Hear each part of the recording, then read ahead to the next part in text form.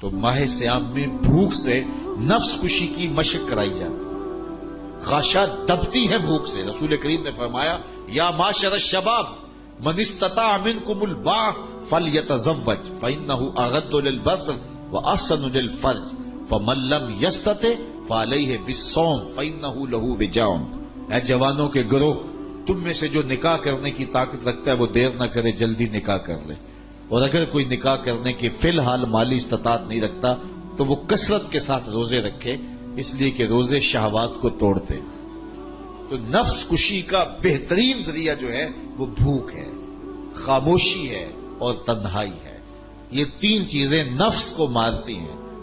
اسی لیے حضور نے ارشاد فرمایا من لم یدع قول الزور والعمل بہ، جس نے جھوٹ اور جھوٹے کام نہیں چھوڑے، اس کے بھوکا اور پیاسا رہنے کی اللہ کو ضرورت نہیں ہے۔ تو وہ تنہائی اختیار کرے، وہ تلاوت کلام مجید کی کثرت کرے، وہ تقویت دے اپنی روح کو، اپنے باطن کو، اور نفس کو کمزور کرے۔ اب شیطان چھٹ کے بھی اس کا کچھ بگاڑ نہیں سکتا، لیکن اگر ہم نے نفس کا مقابلہ نہیں کیا ہے تو پھر شیطان تو جو ہے وہ پیچ و تاب کھاتا ہے کہ یہ جو تم ٹوپیاں پہن کے مسجدوں میں جا رہے ہو نا، یہ جو تم اب تہجد بھی نہیں چھوڑتے ہو، اب تم 20 تراویحاں پڑھتے ہو، ذرا چھوٹ لوں تم سے نپٹوں گا، عید کے دن ہی وہ تماشے کرواؤں گا کہ دنیا دیکھے گی۔ تو وہ غصے سے پیچ و تاب کھا رہا ہوتا ہے اور عید کے دن ہی حملہ آور ہو جاتا ہے، بلکہ رات کو ہی حملہ آور ہو جاتا ہے۔ عشاء کی نماز میں چاند چڑھنے کے بعد لوگ سکر جاتے ہیں۔ تو اگر نفس اصلاح پذیر ہو گیا تو شیطان چھٹ کے بھی کچھ نہیں کر سکے گا، اور اگر نفس کی طرف ہم نے توجہ نہ کی تو وہ چاند رات ہی ہمارا سب کچھ لوٹ لے گا۔ جتنے جرائم چاند رات میں ہوتے ہیں، جتنی جیبیں چاند رات میں کٹتی ہیں، جتنی بد نظریاں اور بد نگاہیاں چاند رات میں ہوتی ہیں، تو اتنا پورے سال نہیں ہوتی ہیں۔ تو وہ بدلہ لیتا ہے، وہ غصے سے پیچ و تاب جکڑا ہوا کھا رہا ہوتا ہے، میں چھوٹ لوں تمہارے ساتھ نپٹوں گا، اور پھر وہ متحرک اور فعال ہو کے انسانوں کی زندگی کی کمائی لوٹتا ہے اور ان کو پھر وہیں لا کے کھڑا کر دیتا ہے۔ اللہ تعالیٰ نے قرآن مجید میں اس عورت کی مثال بیان کی کہ جو ساری رات سود کاٹتی رہتی ہے اور سود کاٹنے کے بعد شام کو سارا کاتا ہوا توڑ کے پھر ریزہ ریزہ کر دیتی ہے۔ کہا تم بھی اس عورت کی طرح نہ ہو جانا۔ ہر سال ماہ سیام آتا ہے، تراویحاں، سحریاں، افطاریاں، بھوک پیاس کی شدتیں، تلاوت کلام مجید، لیکن نفس کشی کی طرف توجہ نہیں ہوتی ہے۔ تو مہینہ گزرنے کے بعد جہاں ہم ماہ سیام سے پہلے کھڑے ہوتے ہیں وہیں ہم دوبارہ کھڑے ہو جاتے ہیں آ کے۔ تو اس پر ہمیں غور کرنا چاہیے۔ اللہ نے زندگی میں ایک مرتبہ میں پھر موقع اس ماہ نور کا دیا ہے، ماہ سیام کا دیا ہے، تو اس ڈھب سے، اس طریقے سے گزاریں کہ ماہ سیام گزرنے کے بعد ہمارا اندر ستھرا ہو چکا ہو، نفس ہمارے قبضے میں آ چکا ہو، باطن کی صفائی ہو چکی ہو، من کے اندر جو ہے وہ چراغاں ہو چکا ہو، اور ہم بدلے بدلے ہوں، ہم جو ہے وہ نور نور ہوں، ہم روشن روشن ہوں، ہم اجلے اجلے ہوں، ہمارے زنگ اتر چکے ہوں اور معرفت کا رنگ چڑھ چکا ہو۔ یہ تب ہے کہ اگر ہم اپنے نفس کو مارنے کی کوشش کریں گے۔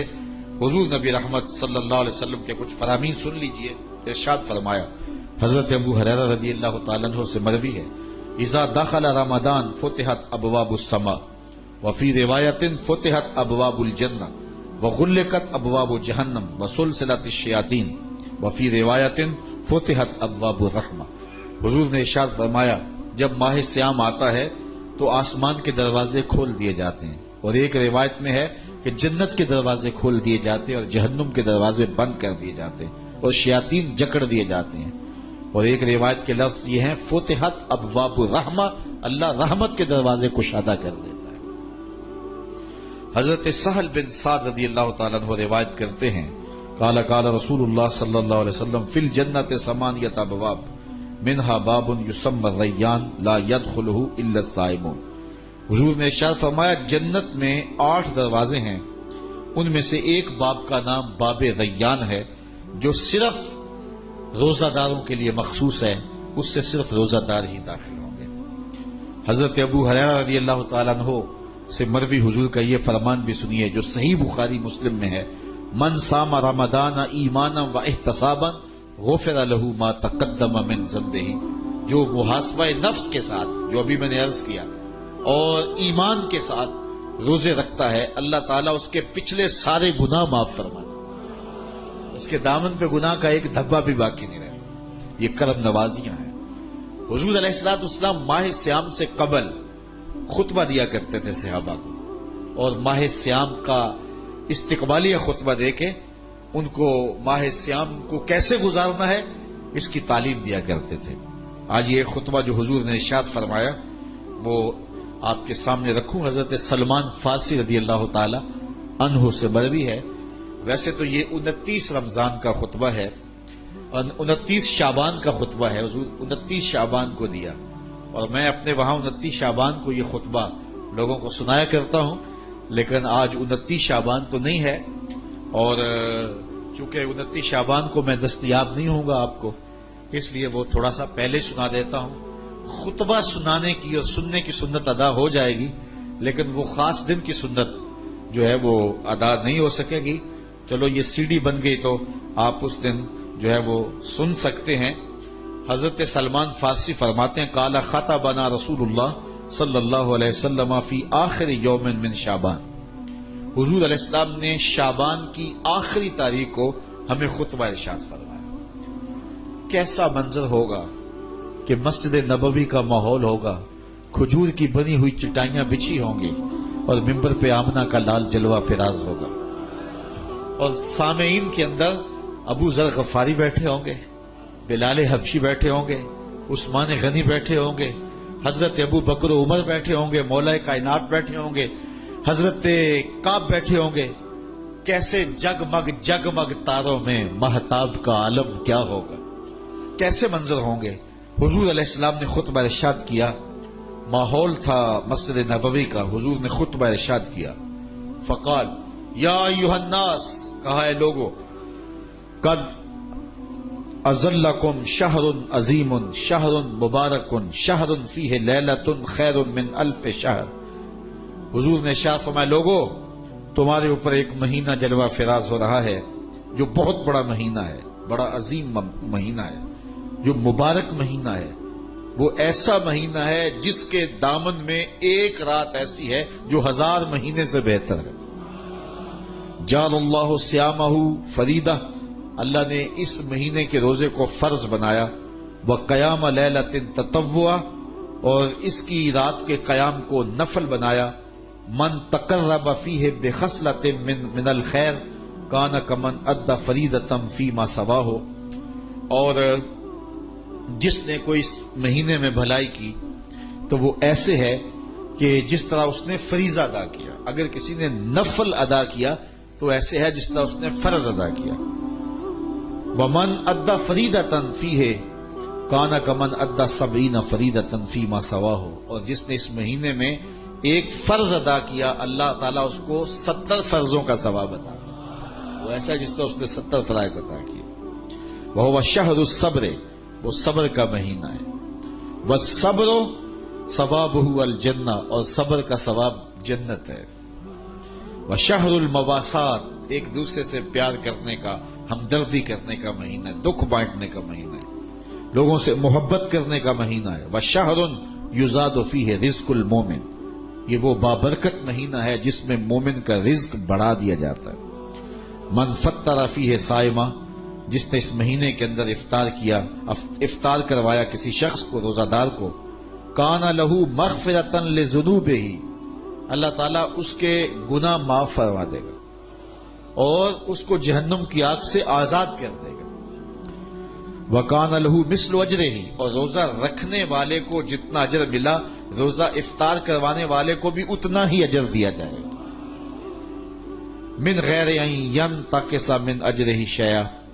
روزہ رکھنے والے کے اجر میں کسی کمی کے بغیر، اس کے اجر میں بھی کوئی کمی نہیں ہوگی، اور روزہ افطار کرانے والوں کو بھی پورا پورا اجر دے دیا جائے گا۔ قلنا یا رسول اللہ صلی اللہ علیہ وسلم، صحابہ فرماتے ہیں ہم نے عرض کی اے اللہ کے پیارے حبیب، لیسا کلنا ناجد ما نفطر بہ الصائم، ہم میں سے سارے تو ایسے نہیں ہیں کہ جو روزہ دار کو روزہ افطار کروا سکے، غریب لوگ بھی ہیں، مسکین لوگ بھی ہیں، تو سارے لوگ تو ایسے نہیں ہیں کہ جو روزہ دار کا روزہ افطار کروا سکے۔ تو حضور نے کیا ارشاد فرمایا، سنیے، فقال رسول اللہ صلی اللہ علیہ وسلم یؤتی اللہ ھذا الثواب، اللہ تعالیٰ یہ روزہ افطار کروانے کا ثواب عطا کرتا ہے، من فطر صائما، جو کسی کو افطار کروائے الا مزقۃ لبن، دودھ کے ایک گھونٹ سے، او تمرۃ یا ایک کھجور سے، او شربۃ من ماء یا پانی کے ایک گھونٹ سے۔ لازمی نہیں ہے کہ بہت سموسے پکوڑے بہت کچھ پڑے ہوئے ہوں اور بڑی فرنیاں شرنیاں ہوں، نہیں، اگر صرف ایک گھونٹ پانی کا پلا دیا، ایک لسی کا گھونٹ پلا دیا، ایک کھجور کھلا دی، تو حضور نے ارشاد فرمایا اللہ اس کو بھی پورا روزہ افطار کرنے کا ثواب عطا فرمائے۔ اور آگے فرمایا واشبہ صائمن، اور جس نے سراب ہو کے کھلایا، اس کو صحیح پوری فل افطاری کروائی، تو اس کا اجر کیا؟ سقاہ اللہ من حوضی شربتا لا یظمأ حتی یدخل الجنہ، حضور فرمایا اللہ اس کو حوض کوثر سے جام پلائے گا یہاں تک کہ وہ جنت میں داخل ہو جائے گا، اور جنت میں داخل ہونے تک 50,000 سال کا دن ہوگا، اس کو دوبارہ پیاس بھی نہیں لگے گی۔ جب جام کوثر مل گیا، جس نے ایک گھونٹ میں پی لیا، اس کو پھر پورا حشر کا دن پیاس نہیں لگے گی۔ وَهُوَ شَهْرٌ أَوَّلُهُ رَحْمَةٌ، فرمایا یہ وہ مہینہ ہے جس کا پہلا عشرہ رحمت ہے، وَأَوْسَطُهُ مَغْفِرَةٌ، اور جس کا درمیان والا حصہ مغفرت ہے، وَآخِرُهُ عِتْقٌ مِّنَ النَّارِ، اور آخری عشرہ جہنم سے آزادی کا پروانہ ہے۔ اور آگے ارشاد فرمایا وَمَنْ خَفَّفَ عَنْ مَمْلُوكِهِ فِيهِ، جس نے اپنے مزدور کو، اپنے غلام کو، اپنے ملازم کو، اپنے ماتحت کو آسانی دی، تخفیف دی، نرمی کی، اس سے تھوڑا کام لیا، غفر اللہ لہ وآتقہ من النار، اللہ اس کے گناہ بھی بخش دے گا اور اس کو جہنم کی آگ سے آزادی بھی عطا فرمائے۔